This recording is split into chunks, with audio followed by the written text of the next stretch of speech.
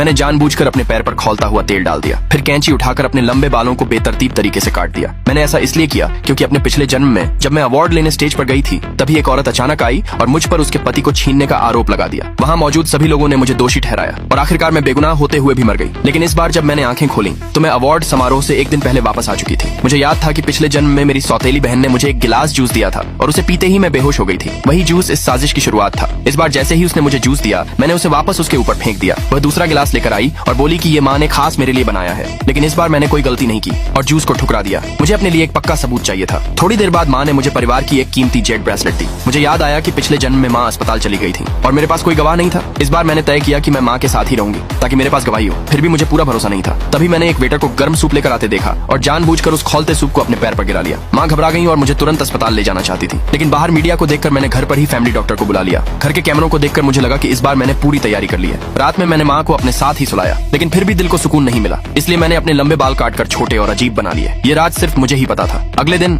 Award समारोह में जैसे ही मैंने ट्रॉफी उठाई वैसा ही हुआ जैसा पिछले जन्म में हुआ था। वही औरत स्टेज पर चढ़ाई, लेकिन इस बार मैं तैयार थी। मैंने उसका थप्पड़ बचा लिया और सबके सामने कहा कि बिना सबूत के आरोप लगाना बदनामी है। तभी उस औरत ने एक वीडियो दिखाया जिसमें वो कह रही थी कि मैं उसके पति के साथ थी। मैंने शांत रहकर कहा कि मैं उस कमरे में कभी गई ही नहीं और अपने जले हुए पैर का पट्टा दिखाया, ये कहते हुए कि मेरी माँ गवाह है। लेकिन तभी मेरी माँ ने कहा कि वह तो रात को जल्दी सो गई थी। एक पल के लिए मैं घबरा गई, लेकिन मैंने खुद को संभाला और आगे सबूत देने लगी। मेरी बहन और उसके साथियों ने कहा कि ये घाव कुछ साबित नहीं करता। तभी वीडियो में क्लोजअप आया और उसमें दिखाई देने वाली औरत के पैर पर भी बिल्कुल वैसा ही जलने का निशान था। उन्हें लगा कि अब उन्होंने मुझे पकड़ लिया है, लेकिन मैं शांत रही और कहा मेरे पास अभी एक और सबूत है। फिर मैंने अपनी टोपी उतारी और अपने बेतरतीब कटे हुए छोटे बाल सबको दिखा दिए। अगले भाग के लिए नीचे कमेंट में यस लिखें।